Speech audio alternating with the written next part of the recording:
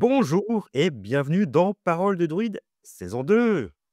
Bonjour Joël, toujours très heureux d'accueillir, comme tout le monde le sait maintenant, ma druidesse préférée, Adana. Coucou Christophe, bonjour tout le monde, ça me fait plaisir de vous revoir. Alors, on est reparti pour une nouvelle saison. On se posait juste la question d'avant de quand est-ce qu'elle va finir. On va déjà la commencer, puis on vous dira quand est-ce qu'elle finira, on ne sait pas encore. Donc, on la commence en ce jour de 1er novembre, en ce jour de Samhain, pour une bonne raison, parce qu'aujourd'hui, on va parler de commencement. Mais avant ça, je voulais juste rappeler qu'on a déjà fait un épisode spécifique sur cette fête, très importante, hein, qui est la fête de Halloween, la Toussaint pour notre époque, mais qui est une fête, qui est le nouvel an druidique, pour nous.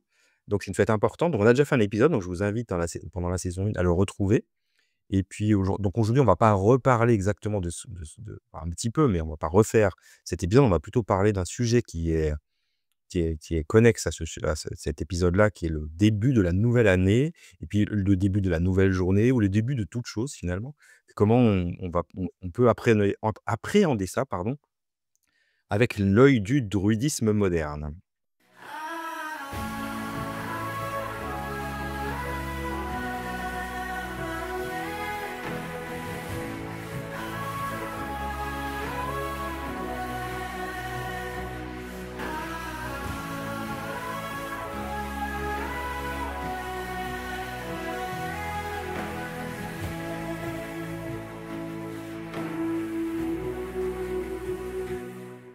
Bienvenue à Parole de druide, le podcast où la sagesse ancienne rencontre le monde moderne.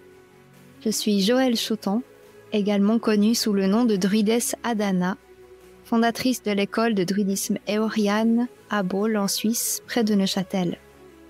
Avec mon apprenti Christophe Rousseau, nous explorons ensemble l'histoire, les légendes et les pratiques du druidisme au XXIe siècle. Rejoignez-nous dans ce voyage spirituel où nous partageons des récits inspirants des rituels ancestraux et accueillons des invités spéciaux tout en promouvant une spiritualité de paix et d'amour. Préparez-vous à découvrir les mystères et la magie du druidisme moderne. Peut-être on peut commencer par rappeler, Joël, le pourquoi le début de la journée ou le début de l'année n'est pas ce qu'on entend dans notre vie quotidienne, ne correspond pas à ce qu'on fait dans la vie de tous les jours, si on n'est pas druide. Oui, eh bien, c'est une bonne question, Christophe, et c'est vrai qu'on retrouve ça pas partout, en tout cas, c'est pas commun. Mais dans le druidisme, qui est la partie spirituelle de la civilisation celtique, et dans d'autres traditions de la même période, voire plus anciennes, on retrouve des notions que la journée commençait le soir au moment du coucher du soleil. Et c'est quelque chose qui est, en fait, finalement, si on y réfléchit, très fondamental. Parce qu'on peut très bien imaginer que avec le soleil qui se couche, ça nous permet d'avoir un temps d'introspection et de pouvoir ensuite, après ce temps d'introspection qui prend un temps en nous, nous mettre en action dans la journée qui a un temps à l'extérieur de nous. Et puis, si on va plus en arrière, on peut même imaginer que cette vision du monde, elle est basée sur l'acte de création lui-même. On peut imaginer que la création des mondes a d'abord été pensée et générée dans l'autre monde et ensuite mise dans le monde de l'action. Et on retrouve ça en fait à plein de niveaux différents. Et entre autres dans l'année druidique qui va commencer avec le début de ce qu'on appelle la saison sombre, qui est la saison où la nuit va prendre plus de place et où on va devoir, vu qu'il y a aussi moins de récoltes, on a moins de temps au champ, etc., avoir plus de temps pour s'occuper de la maisonnée et s'occuper de l'espace intérieur et préparer le terrain, entre guillemets, des nouveaux recommencements qui viendront avec le printemps dans le monde extérieur. Mais en fait, ce recommencement de maintenant au début de l'année druidique avec le début de la saison sombre, c'est un recommencement intérieur. Et c'est vrai que dans notre société, qui est basée beaucoup sur l'aspect productif, qui est finalement visible à l'extérieur, on considère vraiment peu cette première partie nécessaire et essentielle à l'acte créatif, qui est cet espace invisible de l'avant, du 1er commencement finalement. Je ne sais pas comment toi tu vis ça, Christophe? Alors alors pour ce qui est du processus créatif, c'est vrai que, heu, ça nécessite quand même à un moment où il faut que il faut que l'idée, l'étincelle déjà, elle prenne un peu une espèce de forme dans la pensée et on sous-estime beaucoup cette partie-là. Moi qui fais de la gestion de projet en entreprise et de la qualité, on a la préparation des projets, elle est super importante. On pourrait considérer que c'est cette partie un peu de gestation de la partie «nocturne» entre guillemets, ou sombre, mais qui est une partie bien plus importante finalement que tout le reste parce que,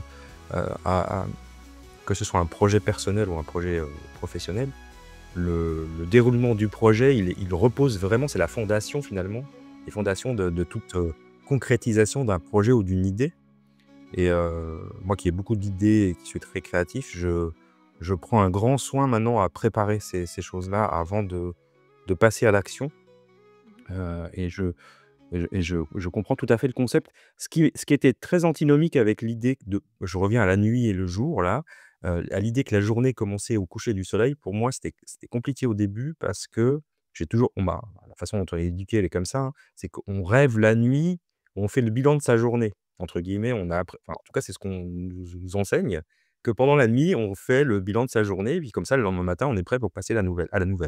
Alors c'est vrai et faux en même temps évidemment parce qu'on fait en effet un peu un bilan, mais en fait on est en train de préparer déjà le lendemain avec une sorte de: «Qu'est-ce que j'ai appris de la veille ou des jours précédents et qu'est-ce que j'en fais de ça?» Et puis tous ces rêves qu'on fait qui sont toujours plus ou moins, pas toujours très compréhensibles, c'est finalement c'est pas un bilan de la journée, c'est vraiment une préparation du alors j'allais dire de la journée suivante, non, c'est une préparation de l'action de ce qui va se passer dans la partie jour. Un peu, ouais, puis c'est un peu pareil pour les quand on imagine le temps entre 2 vies, la vie étant symboliquement le monde de l'action et puis la mort étant symboliquement le monde de la nuit, cet autre monde, le monde invisible. Finalement, quand on meurt, on dit toujours qu'on fait un bilan de notre vie dans l'autre monde. Bah, c'est un peu la même chose, on va prendre ce temps pour faire un bilan, mais ce bilan, il va permettre de clore correctement aussi le temps d'avant, mais surtout de générer le temps d'après. Donc parce que selon le bilan, finalement, on va avoir à ce moment-là, des actions différentes dans la vie d'après et pareil pour l'hiver. Si on prend le rôle de l'hiver pour, les sociétés, ancestrales, quand, bah, ils avaient déjà les débuts de l'agriculture, hein, dans la société celte. Donc, selon comment l'agriculture et les cultures des graines se sont passées dans le cycle d'avant, bah, du coup, ils vont utiliser l'hiver quand même pour parler de l'ancien cycle malgré qu'on a recommencé une nouvelle année.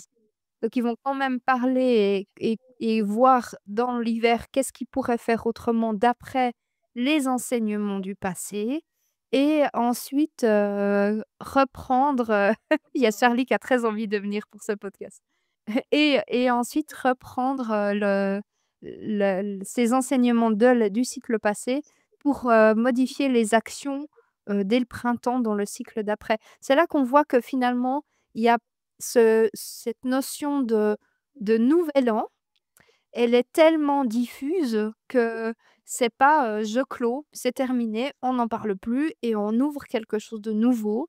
On le voit dans toutes nos actions, c'est forcément teinté de nos histoires passées et de nos actions passées. Et on peut pas mettre le passé de côté quand on commence quelque chose de nouveau parce que toutes nos actions seront forcément générées par des apprentissages passés qu'on n'a pas forcément envie de reproduire, ou on se dit que ça fonctionnait et cetera. Oui. Et c'est pareil à Samaï. C'est ça, c'est ça. C'est que alors là, traditionnellement, on fait ça au 31 décembre, dans notre civilisation moderne, mais chez les druides, on fait ça au 31 octobre, 1er novembre, qui je rappelle est quand même la fête des morts. C'est bien que c'est le début de la saison sombre, justement. Tu parlais des cycles de la vie et de la mort, ça marche bien aussi. Comme quoi on a quand même bien hérité de nos traditions, celtiques et druidiques Mmh. et et oui, c'est cette idée de faire un bilan des choses qu'on a fait durant l'année et de ce qu'on en retire comme leçon et de préparer l'année suivante et puis il faut le temps de moi je trouve que c'est alors je suis pas un fan de l'automne pour être très honnête, mais je me rends compte maintenant que ça a quand même des vertus l'automne et alors l'hiver c'est encore différent, mais sur les vertus de ce moment où on se retire un petit peu parce que le temps nous y force, mais on se retire un petit peu du monde et on passe en mode plutôt, prépare son hibernation. Exactement. Mais pour préparer l'année suivante, je trouve que c'est tout exactement c'est un vrai un bon rythme, physiologique et mental pour nous. J'en profite juste pour vous montrer pourquoi elle s'appelle Charlie Chaplin. Regardez, Voilà, donc la petite pour ceux qui ont pas moustache. l'image le chat a une moustache de Charlie Chaplin, noir et blanc avec une magnifique moustache. Petite moustache. Alors, je prends juste mon cahier parce qu'elle l'a fait tomber par terre, excusez-moi.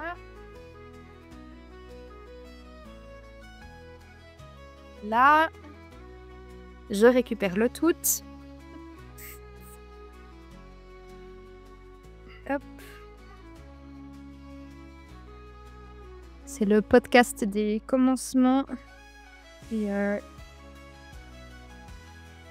On ramène le micro vers toi, Joël. oui, et ici à Bâle, les chats ont très envie de venir s'exprimer, en tout cas. Voilà. Voilà. Hop. C'est bon. Je. Donc en fait, à Samaïn, on est sur un commencement. Et comme on commence aussi aujourd'hui une nouvelle saison de ce podcast, on avait envie de vous parler de l'importance du commencement et de ces multiples commencements qu'on peut avoir dans notre vie, parce que souvent on le sous-estime, ce commencement. Et on sous-estime aussi cet espace de nuit dont on vient de parler. Cette importance de cet espace de l'avant-commencement ou le vrai commencement, comme on le dit, que le vrai commencement est invisible par ce qui se passe dans l'autre monde. Alors, on a une prière dans le druidisme qui est une prière qu'on va faire le matin et le soir pour symboliser ces commencements. Et ces prières, elles s'adressent aux dieux et déesses de la nuit et du jour. Et ça permet de clore un espace et d'en ouvrir un nouveau. Et ça permet aussi d'entrer consciemment dans le nouvel espace. Parce que comme tout commencement, pour moi, il nécessite une vraie conscience de ce qu'on est en train d'engendrer comme nouvelle chose. Et alors, c'est une prière qui a plein de mots différents, qui peut être dite de plein de façons différentes, mais le début, en fait, en tout cas, il permet toujours de terminer en remerciant ce qui vient de se terminer et ensuite, on ouvre un nouvel espace. Donc, par exemple, ça, c'est la prière qu'on ferait le matin quand on se lève. Et je vous la lis. C'est une des versions. Ça, c'est une version que j'ai écrite. Il y a plein d'autres versions. Je vous rends grâce, déesse de la lune, fille de la nuit, pour cet écrin initiatique dans lequel vous m'avez enveloppé. Ça permet de clore l'espace de la nuit. Et ensuite, on continue. Et je vous appelle à moi, Honor, Dieu du soleil, fils du jour, pour cette journée qui s'ouvre à moi. Et ensuite, on émet une prière ou un souhait, puisse votre sagesse et votre lumière prendre soin de moi tout au long de cette journée. Awen. Ah ouais. Et ça, c'est le matin au réveil. Et on va faire pareil le soir avec, par exemple, je vous rends grâce, fils du jour, Dieu du soleil, pour cette journée magnifique que j'ai vécue à vos côtés, pour tous les enseignements que j'ai pu recevoir jusque dans mon cœur, pour cette rencontre incroyable que j'ai faite aujourd'hui avec telle ou telle personne, et pour cette richesse d'enseignement qui que j'ai pu en retirer. Et je vous appelle à moi et vous honore, fille de la lune, déesse de la nuit, pour ce nouvel espace qui va s'ouvrir à moi. Je souhaite que mes rêves puissent être remplis du mystère et de la magie de cette journée qui vient d'être vécue, et puissent vos enseignements descendre jusqu'à moi, et puisse votre manteau de protection prendre soin de mes rêves. Awen. Ah ouais. Donc ça, c'est des exemples, généralement, on les apprend pas par cœur, on les adapte, à ce qui a besoin d'être dit et vécu selon nos journées ou nos nuits. Mais on va toujours commencer par rendre grâce à ce qui se termine. C'est toujours comme ça dans le druidisme, on prend soin du passé, on dit le présent et on souhaite quelque chose pour le futur. C'est toujours en 3 temps. Dans tous les rituels, ça va être comme ça. Et donc là, c'est vraiment, je remercie pour le passé. Je dis là maintenant et j'ouvre l'espace pour les dieux du soleil, les fils du jour. Et ensuite, je souhaite quelque chose pour ce qui va advenir. Je souhaite que ma journée, vous puissiez-vous prendre soin de ma journée de telle ou telle façon, etc. Donc ça, c'est toujours, toujours comme ça dans tous les rites. C'est extrêmement important et ça fait justement partie de cette histoire du commencement parce que tout commencement se passe en 3 temps. Un remerciement du passé, un commencement conscient où on est vraiment présent dans ce qu'on va faire comme action et un souhait déjà, une vision déjà du futur pour savoir quel type de pilier on a besoin de mettre dans notre commencement pour aller vers, l'action future que l'on se souhaite, vu que le futur s'inscrit dans le présent. Et il y a rien de pire que des commencements vaporeux comme ça, où on n'est pas très clair sur ce qu'on veut. Oui et enfin, franchement, j'insiste. Alors déjà, je te remercie Joël de partager ça, parce que c'est un vrai cadeau. Ces petites prières du soir et du matin, c'est dans des vrais cadeaux. Testez, vous verrez, ça change beaucoup de choses. Bon, on va pas c'est à Mmh. chacun d'expérimenter, mais c'est un vrai beau cadeau. Merci pour ça. Avec plaisir. Mmh. Hem et en effet, ces petites prières, enfin, la notion de prière, ça sera un autre sujet de discussion d'un autre podcast, parce qu'on a eu quelques échanges avec un certain Jean-Baptiste qui se reconnaîtra, sur ces sujets-là. Je ça me fait envie d'en discuter avec lui et avec toi. Mmh. Mais bon, c'est pas le sujet du jour, mais ces petites prières sont vraiment, des petits cadeaux qu'on s'offre, et ça coûte rien du tout, hein, ça prend 2 minutes, et j'en connais même qui s'endorment au milieu de leur prière tellement ça les relâche le soir et leur permet de Mmh. de de partir dans la nuit. Donc souvent cette prière, si on la finit pas, c'est pas très grave, parce qu'on la finit, pendant le sommeil, en fait, de manière inconsciente.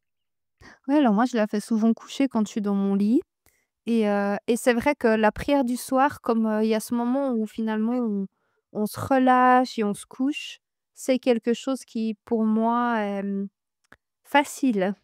Par contre, celle du matin, vu que je me lève, il y a mon réveil qui sonne, et j'ai tendance à me mettre dans l'action. Ça me demande de justement prendre soin de ce changement d'état entre mon état de sommeil et mon état de veille et prendre, le temps de réciter cette, prière à l'intérieur de mon corps quand je me lève. J'y penserai plus facilement si je me lève au moment où le soleil se lève. Je vois le soleil pointer derrière les Alpes suisses, c'est très beau depuis chez moi, j'ai une magnifique vue là-dessus et donc là, je vais avoir la pensée plus en déclic de cette prière, mais sinon, comme beaucoup de choses dans le druidisme, ça demande de la discipline et ça, c'est quelque chose qui permet de rythmer, en fait, la vie et d'avoir des changements conscients. Mmh. Ouais, c'est juste. C'est juste que le matin, ça demande un petit effort. Ouais, c'est vrai, Toute c'est pas le chose, truc hein. le plus évident. Ouais, c'est pas le truc Mmh le plus évident, c'est mh. Mmh. et donc sur la thématique du commencement, qu'est-ce que tu voudrais encore partager? Je sais que tu as des sujets, en lien avec ça. Qu'est-ce que tu Oui, pourrais nous dire de plus?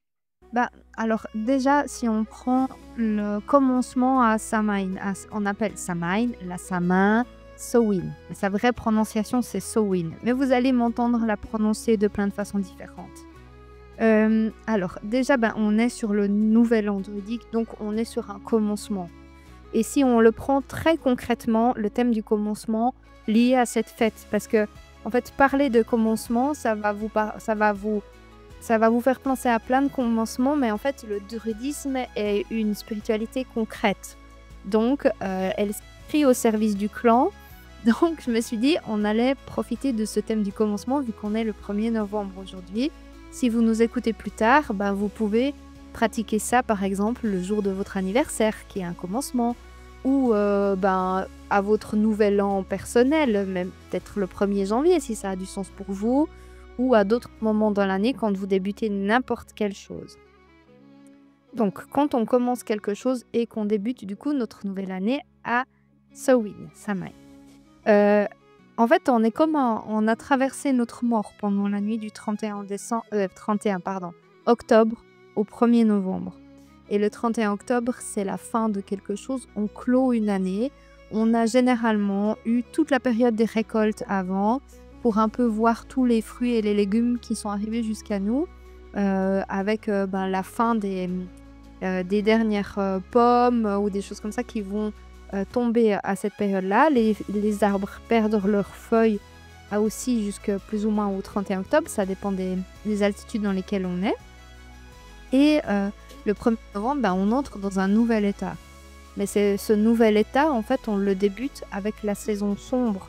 Donc quelque chose de plus introspectif. Et cette saison sombre, elle va demander à ce qu'on se connecte avec notre corps d'abord. Et donc du coup, c'est important de prendre soin du corps. Donc le premier rituel qu'on va faire le 1er novembre, ça sera de faire une purification du corps. Simplement. Et cette purification du corps, on va la faire traditionnellement avec de l'argile. Donc, il y a plein de façons différentes de prendre l'argile. Il y en a qui vont le consommer un petit peu pour purifier le corps. Donc c'est de l'argile qu'on appelle ultraventilée, qui est de l'argile pour, l'usage interne et on va prendre un petit peu d'argile, par exemple une cuillère à café dans un verre d'eau. On va la touiller, laisser poser pendant un moment et boire que l'eau de surface. Ça, c'est une des actions qu'on peut faire. Et l'autre action que moi je recommande beaucoup plus facilement, c'est celle de nettoyer notre peau physique en faisant un bain à l'argile. Donc là, il y a plein de façons différentes et on retrouve ça aussi avec le rassoul ou d'autres techniques dans d'autres traditions où on va nettoyer le corps. On va prendre de l'argile, faire une pâte avec, donc de l'argile en poudre. On fait une pâte avec en le mélangeant avec de l'eau. Vous pouvez ajouter de l'eau de rose. Vous pouvez mettre un petit peu d'huile d'olive. Vous pouvez mettre quelques gouttes d'huile essentielle, ce que vous avez envie, tant que c'est bon pour votre peau. Et ensuite, vous allez badigeonner ça sur tout votre corps. Et vous allez imaginer que cette argile, elle va pomper tout ce dont vous n'avez plus besoin. Donc, c'est une technique d'extraction à l'argile parce qu'elle va sécher et en séchant, elle va aspirer des choses de votre peau. Et imaginez qu'elle va pomper tout ce dont vous n'avez plus besoin, ce qui n'est plus nécessaire pour vous. Donc, généralement, on reste un petit peu de temps comme ça à être avec l'argile sur nous. Et quand on sent que l'argile a pompé ce qu'elle avait besoin de pomper, eh bien, à ce moment-là, on va aller se doucher ou se baigner. Nous, on le fait au bord du lac. Je sais, il fait froid, on est en Suisse, on n'est pas dans le sud, mais je pense que vous avez déjà tous entendu des techniques Wim Hof et autres, comme quoi tout ce qui ne vous tue pas vous rend plus fort. Donc, vous pouvez sans autre dire à votre corps: «Oui, tout va bien, c'est froid, ça va aller, ça va te faire du bien» et hem et donc là, ce qu'on fait, c'est qu'on fait un feu au bord du lac. On va préparer une huile chaude qu'on va mettre sur notre corps après. On se badigeonne. Ensuite, après, on laisse un peu poser. On va penser à tout ce qu'on a besoin d'extraire. Ensuite, on va dans le lac. On frotte pour enlever cette argile. Allez, c'est votre challenge pour aujourd'hui. Vous nous direz qui l'a fait en commentaire avec grand plaisir. Et puis, ensuite après, bon, on nettoie bien tout et puis quand on ressort, bah, moi j'ai mis dans un petit bol en terre de l'huile à chauffer légèrement près du feu et je vais, me huiler le corps comme une onction sacrée. C'est une huile dans laquelle j'aurais mis, quelques huiles essentielles, des plantes, j'aurais préparé cette huile un peu avant. Ça, c'est plus un travail qu'on appelle des ovates, qui est le penchant du druidisme du côté des médecines des plantes et d'autres médecines. Mais voilà, ça, c'est quelque chose qu'on peut faire et ça nous rappelle l'importance du nettoyage du corps et ça, c'est quelque chose qu'on voit beaucoup dans beaucoup de traditions, des périodes de jeûne, heu, purges, des nettoyages de la peau, des ablutions. On retrouve ça partout, partout et nous, en fait, on a un peu perdu cette tradition. Vous savez, il y avait aussi, 1 jour par semaine, jeûner. C'est quelque chose qu'on fait non plus du tout. Ces périodes, les nettoyages du printemps, les cures de printemps, c'est toutes des choses qu'on fait plus. Ces changements d'état qu'on a besoin de finalement, vivre. Donc la période du nouvel an, elle peut servir à ça et elle sert à redonner un nouvel état aux fondations et les fondations, c'est extrêmement important pour la deuxième chose qui vient avec, le nouvel an, c'est les intentions que l'on pose. Mais les intentions que l'on pose quand il y a un nouvel an, elles ont besoin de s'appuyer sur quelque chose de stable et de solide. Donc imaginez que vous voulez faire un nouveau dessin, pour représenter, je sais pas, même, vous voulez, redessiner votre intérieur. Admettons que vous voulez dessiner quelque chose de nouveau, changer quelque chose, vous voulez redessiner votre intérieur.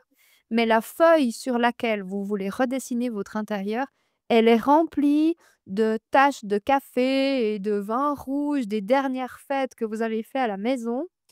Ça va pas être à l'image de ce que vous vous souhaitez et surtout, ça aura pas vraiment de crédit. Ça sera pas crédible non plus du tout d'aller présenter ça à quelqu'un. Parce qu'en fait, le support sur lequel on va déposer le projet, il est pas, fait à l'image du projet que l'on se souhaite. Et l'idée, c'est pas du tout de condamner le corps, mais c'est de lui offrir un espace pour pouvoir accueillir quelque chose de nouveau. Et pour accueillir quelque chose de nouveau, faut faire de la place. C'est le fameux truc de dire qu'on est obligé de clore quelque chose quand on veut commencer quelque chose. L'autre jour, j'ai eu en soin quelqu'un, j'ai posé mes mains sur lui et j'étais là: «Mais il y a 50 portes ouvertes à l'intérieur de vous». Puis il me dit: «Oui, c'est vrai, j'ai eu plein de projets, mais je suis sûre qu'un jour je vais les développer». Puis j'étais là: «Mais vous êtes complètement perdu! C'est plus possible de développer quelque chose de nouveau quand il y a 50 portes ouvertes. Votre énergie, elle va dans 50 directions simultanément. Comment voulez-vous condenser pour réussir à aller dans un truc et condenser un peu le flux dans la bonne direction? Et pour condenser ce flux dans la bonne direction, ça demande de fermer des choses qui se nourrissaient du flux avant, dont on n'a plus besoin. Ça, c'est typiquement quand on fait le rituel d'argile, ça sert à ça. Et ça sert ensuite à poser des bonnes intentions qui veut dire: «Mais où est-ce que je veux que mon flux il aille, mon énergie elle aille? Dans quelle direction j'ai besoin de l'orienter?» Et ça demande aussi de clarifier nos pensées. Qu'est-ce que tu penses de ça toi, Christophe? L'importance de la clarification des pensées? Ouais. Hem, ce que je trouve intéressant dans ce que tu viens de dire, c'est, le fait d'avoir plein de portes ouvertes, c'est que, c'est bien d'avoir des projets, mais si on les concrétise pas, bah, ça laisse plein de portes ouvertes et du coup, ça peut vite moi, je sais que je me connais, si j'ai trop de choses en même temps, en parallèle, je peux vite me sentir submergé. Mmh. Les Anglais disent overwhelmed, hein, c'est vraiment Mmh. cette idée de et du coup ça tue, toute la créativité d'ailleurs. Donc le fait d'amener jusqu'au bout les projets les uns après les autres, après il y en a qui peuvent en emmener en parallèle, mais peu importe et de pouvoir les fermer, de les réaliser, que ce soit réussi ou pas réussi, on s'en fout, c'est pas le sujet, hein. C'est, juste j'ai été au bout de ma démarche, j'ai fait ce que je pensais être bien pour moi. Je l'ai fait puis je peux fermer cette porte et enchaîner une nouvelle. Et puis, bah, du coup, les gens, tu sais, les gens qui sont toujours dans la création, mais dans la partie mentale, et qui ne matérialisent pas dans nos dimensions actuelles, sont il y a beaucoup, hein, on appelle ça des rêveurs et puis on peut rêver longtemps comme ça, mais on ne se réalise pas et ce que j'aime bien si je fais le parallèle avec le druidisme, c'est que dans le druidisme, on se révèle par créer des choses. On parlait de l'art, hein, dans le druidisme, c'est super important. Donc quel que soit le type de création, mais de créer. Toi, je sais que tu fais, beaucoup de poterie en ce moment, tu adores faire ça, tu nous montres des magnifiques poteries.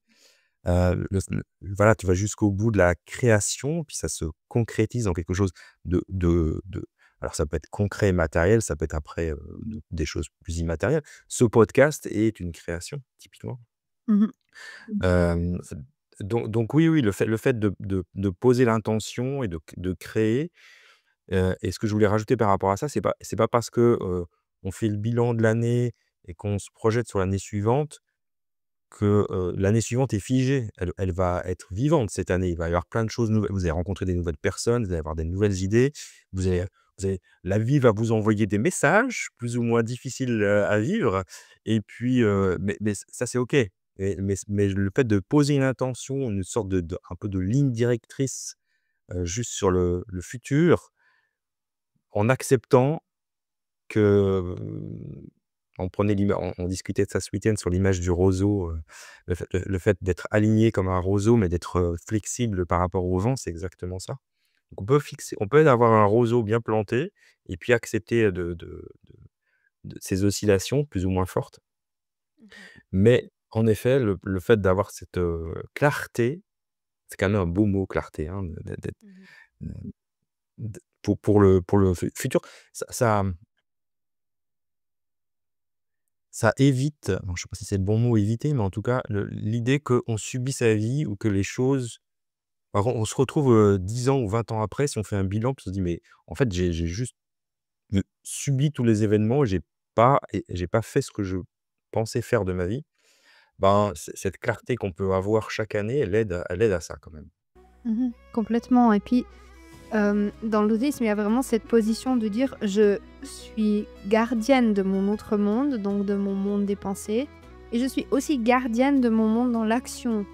Donc ça veut dire que, toutes mes pensées, elles vont être un flux informationnel ou une quantité d'informations plus ou moins conséquente que je suis capable d'orienter là où ça doit aller et ça existe. Mes pensées, elles existent, c'est de la lumière, hein. Et pareil, ben, je suis gardienne aussi de mon monde de l'action et j'habite dans les 2 endroits en même temps et je jongle en permanence entre les 2 endroits. Donc être que dans mes pensées et ne pas nourrir le monde de l'action, en fait, c'est déserter une partie de notre existence. Et être que dans le monde de l'action, par exemple, et justement, comme tu le dis, se placer en tant que victime du monde des pensées, donc un peu la cause de ce qui génère le monde de l'action, et se dire: «Ah mais c'est trop injuste, oh mais l'autre est là», et cetera et oublier de se dire que si la personne, elle agit de cette façon-là, c'est qu'elle a une raison à le faire et donc prendre soin de ce monde des pensées, c'est aussi notre propre responsabilité et donc j'aime beaucoup la sagesse druidique qui nous apprend à être à cheval entre les mondes. Ça veut dire aussi, se sentir concerné par, la mise en clarté, comme tu le dis, du monde des pensées, donc qu'on appelle l'autre monde, et du monde de la «réalité» entre guillemets, ou du monde de l'action, qui est le monde visible que l'on côtoie et des actions concrètes avec lesquelles on entre en contact. Et du coup, poser des intentions, elles se posent dans l'autre monde, mais elles se trament, moi j'aime bien ce mot, jusque dans le monde de l'action et elles permettent de tisser des ponts entre les mondes, en fait. Et au lieu de dire: «Il y a le monde des pensées qui vit sa vie et il y a le monde de l'action qui est généré par le monde des pensées, mais je crée pas de pont entre les 2». Eh ben, poser des intentions ou faire un projet et ensuite, réussir à le mettre en mouvement, c'est hyper important parce que ça permet de tramer, de créer le pont jusque dans le monde de l'action et d'avoir du coup un action concrète en fait dans le monde de l'action et comme tu le disais, c'est parfois désagréable de poser des intentions parce qu'on a l'impression de fermer des portes et du coup, on aurait tendance à dire: «Oh bah, je reste vague». Par exemple, je vais demander pour mon année, la sérénité. Mais en fait, la sérénité, elle implique énormément de choses. Si je demande la sérénité pour ma nouvelle année, pour être sereine, j'ai sûrement plein de dossiers à clore. Et donc nous, on s'imagine qu'on va recevoir le cadeau final, la sérénité. Mais en fait, ça fonctionne pas comme ça dans l'univers, vous le savez tous. Pour atteindre l'état de sérénité, parce que c'est pas un état qui nous est dû, en fait. C'est un état qu'on doit apprendre à être, en fait.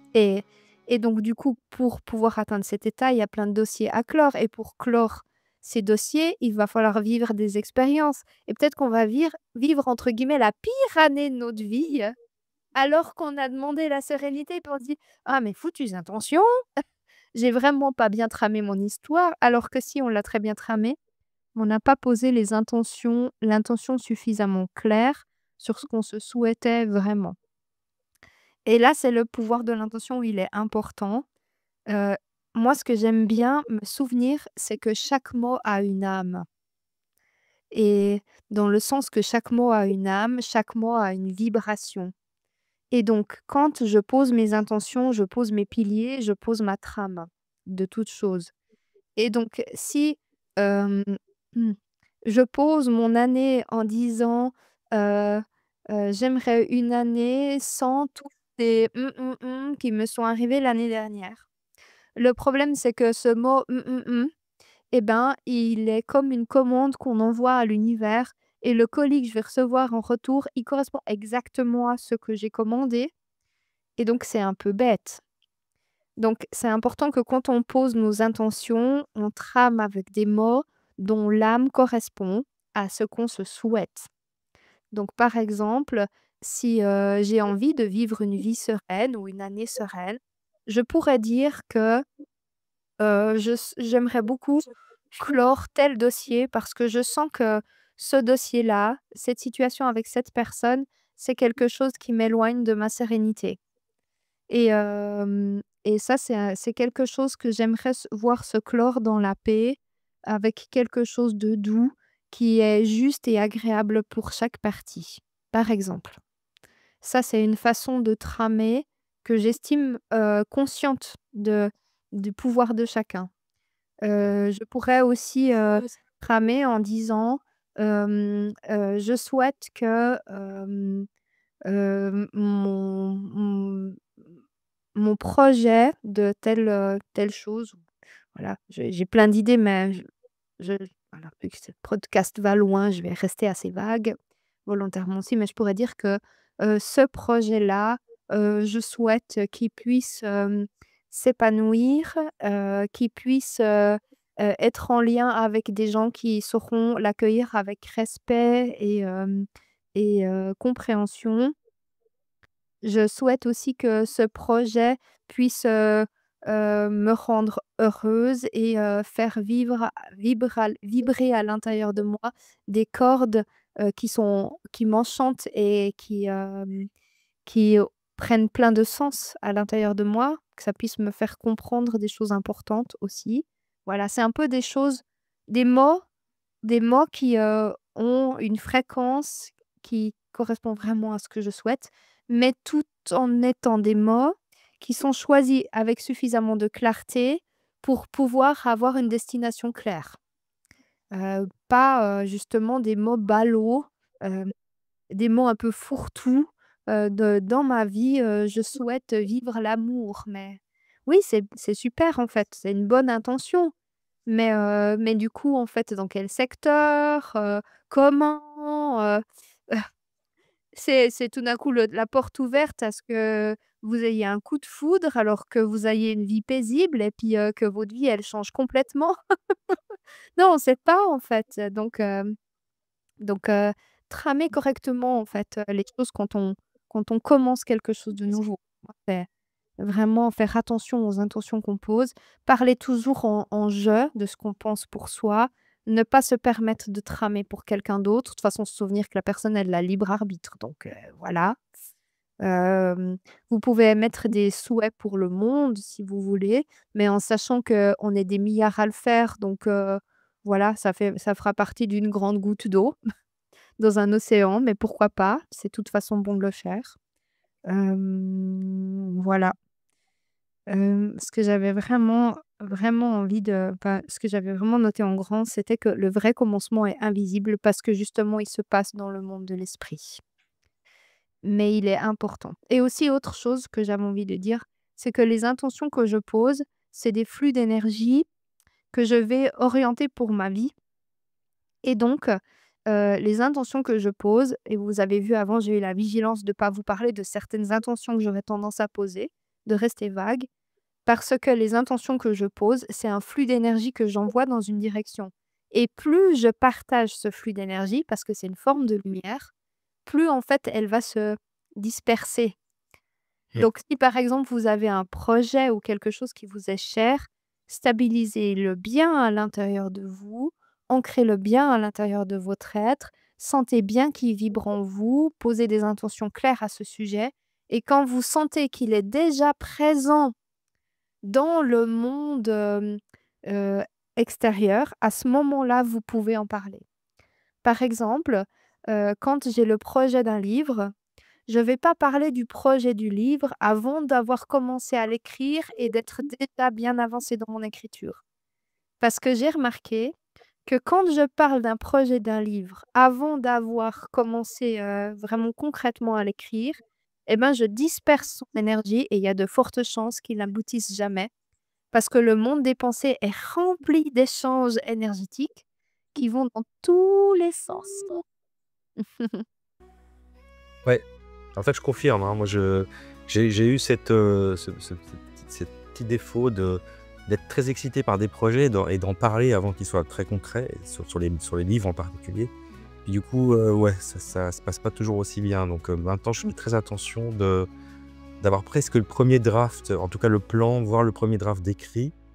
Puis là, j'ai quelque chose de concret et je me dis: «Bon, là, je peux commencer à en parler parce que peut-être j'ai besoin d'aide d'une personne ou d'une autre, sur un sujet que je voudrais approfondir et cetera». Et puis, je peux commencer à activer le réseau pour chercher, un éditeur, ou enfin toutes ces choses-là. Mais c'est vrai qu'en parler trop vite d'un projet, et c'est exactement, je rebondis sur ça, c'est exactement les vœux qu'on fait au 31 décembre, il faut les garder pour soi. C'est pas Faut pas juste en parler au voisin ou à son conjoint ou sa conjointe parce que, il y a peu de chances que ça marche. C'est ça. Il faut prendre le temps de maturer le truc, de commencer de prendre le temps de passer la nuit avant de pouvoir le concrétiser dans le jour, et de même avancer un petit peu dans le jour avant de l'offrir au monde. C'est exactement ça. Puis il y a tu sais, c'est vraiment on retrouve ça, même les enfants, ils disent: «Quand on fait un vœu à une étoile filante, faut pas le dire». Tu vois? On retrouve ce truc, hein, en fait, dedans, ou alors quand on fait un vœu, quand on souffle une bougie, au Bon, moment de à l'anniversaire l'anniversaire. et puis il faut Mmh. pas dire qu'on veut, en fait. Mais c'est exactement ça, c'est vraiment juste. C'est que dès le moment où on le partage, en fait, les pensées et le verbe étant une énergie, et bien du coup, ça va se disperser et moi, je suis très attentive au commencement des choses. Si par exemple, j'ai le projet de réaliser quelque chose, je vais hyper bien le structurer en moi, faire mon plan, sentir qu'il est bien existant, le générer comme tu le dis déjà dans le monde de l'action et à ce moment-là, j'en parle. Mais ouais, c'est un peu c'est quelque chose à être vigilant quand vous commencez l'année. Donc en effet, notez plutôt vos bonnes résolutions ou vos intentions, dans, dans un cahier ou moi j'ai un grimoire en fait et donc j'écris ça dans un grimoire qui n'est pas un grimoire où il y a que des recettes magiques, mais c'est un peu, aussi mon cahier de vie en fait. C'est les intentions que je pose d'année en année et j'ai cette page qui est dédiée à ce que je souhaite, pour mon année et à la fin de l'année, ça me permet de la relire et de me dire: «Ah ouais, il y a ça, c'est vrai que ça a bien bougé, ah bah ça je pourrais encore un petit peu affiner pour le cycle d'après» et cetera. C'est important. Mmh. Voilà, ça fait appeler ça veiller au premier pas, mais c'est vrai que c'est très important. Donc voilà, quand vous commencez votre nouvelle année, gardez bien ça pour vous, structurez-le bien en vous. Ressentez aussi comment vous pourriez déjà faire pour faire bouger ces choses concrètement et aussi poser des intentions, c'est une chose, mais ensuite ça demande aussi à nous d'avoir de cette fameuse discipline qui dit: «Ben, Mmh. je m'engage envers moi-même». C'est un peu de nouveau cette histoire des bonnes résolutions. «Je vais arrêter de fumer. Oui, bon, déjà, on utilise le mot fumer, c'est déjà mal barre, hein, parce que chaque mot ayant une âme, bref. Mais du coup, ça serait une autre phrase il faudrait pouvoir trouver. Moi-même ne fumant pas, je peux pas la trouver à votre place, mais je vous laisse réfléchir. Si vous avez des idées, n'hésitez pas à nous les mettre aussi par écrit, ça peut intéresser d'autres personnes. Mais tout ça pour dire, c'est que ces mots que l'on pose, ils ont vraiment une force et ben, on va du coup les inscrire et ensuite on va s'engager envers nous-mêmes à, se mettre en chemin pour honorer les intentions qu'on pose. On va pas juste attendre que l'univers envoie le colis. Parce que sinon c'est possible que le jour où il sonne à la porte, que le livreur soit là, il y a personne, hein. Donc voilà, c'est aussi une discipline et un engagement envers soi-même. De nouveau, comme on le disait au tout début de cet épisode, c'est on est responsable de tenir l'énergie dans nos 2 mondes, dans le monde de la pensée et dans le monde de l'action et on ne peut pas juste attendre que ça se passe. On a un état de vigilance, de clarté, comme tu le disais, c'est un mot aussi que j'aime beaucoup, Christophe. La clarté, c'est un état de clarté et un état de discipline, même si on n'aime pas ce mot, mais moi, en fait, j'ai appris à l'aimer, le mot discipline, parce qu'on l'associe à l'école.